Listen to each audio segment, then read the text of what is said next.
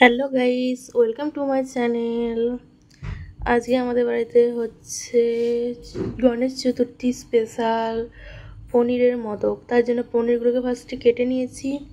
এখানে এলাচ নিয়ে নিয়েছি আর চিনি নিয়েছি। এটা মিক্সিতে ভালো করে পেস্ট করে নেবো। আর গ্যাসেতে দুধ জাল হচ্ছে।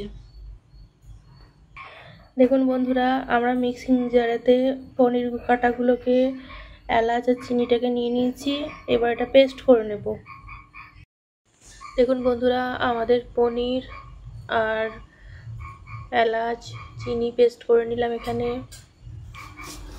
এখানে আমরা গ্যাসেতে কড়াটা চাপিয়েছি, এটা গরম হোক। এতে এবার একটু ঘি দেওয়া হবে বন্ধুরা। ঘিটা একটু হয়ে গেলেই আমরা এটাতে দুধ দেব। এই যে বন্ধুরা, আমরা দুধ অ্যাড করছি। এটাকে এবার জাল করব, ভালো করে জাল করব বন্ধুরা। এটাকে ভালো করে জাল করা হচ্ছে। একটু ঘন ঘন হয়ে আসলে তারপর আমরা এই পনির মিক্সটা দেব। এখন একটু ফুটুক। কি সুন্দর ফুটছে দুধটা, ভালো করে একটু ফুটে যাক। এটার সঙ্গে পনির অ্যাড করব। আমাদের যে মিক্সিতে বাটা পনিরটা আছে এটা অ্যাড করব।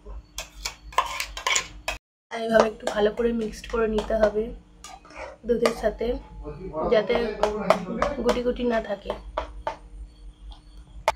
দেখুন বন্ধুরা, কত সুন্দর লাগছে দেখতে। এটা বন্ধুরা কত সুন্দর এটা ফুটছে, দেখতে কত সুন্দর লাগছে। আর একটু গাঢ় গাঢ় হোক। এটা আমরা আমল দুধ অ্যাড করব বন্ধুরা। দেখুন, এটাতে আমরা আমল দুধ অ্যাড করেছি, দিয়ে ভালো করে নেড়ে চেড়ে নিচ্ছি।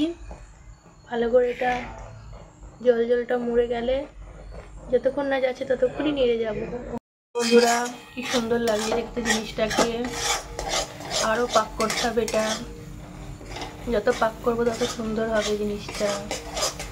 ঠিক সন্দেশের মতো পাক করতে হচ্ছে বন্ধুরা। আমাদের এটা কমপ্লিট হয়ে গেছে। এবার এটাকে ঠান্ডা করার জন্য একটা পাত্রে ঢালবো। দেখুন বন্ধুরা, একটা পাত্রে এটা সার্ভ করা হলে, একটু ঠান্ডা হলে তখন এটাকে সুন্দর করে শেপ দেওয়া হবে বন্ধুরা। এইভাবে আমরা মোদকের আকারে শেপ দিয়ে নিচ্ছি। কিছুটা করা হয়েছে, কিছুটা করব। ফাইনালি পুরোটা করে নিই। পরপর একই শেপে পুরো সবগুলো যেগুলো আছে বাকি সবগুলো করে নিই বন্ধুরা। ফাইনালি আমাদের পনিরের মোদক তৈরি হয়ে গেছে। আমরা আজকে প্রথমবার ট্রাই করলাম গণেশ চতুর্থীতে পনির মোদক।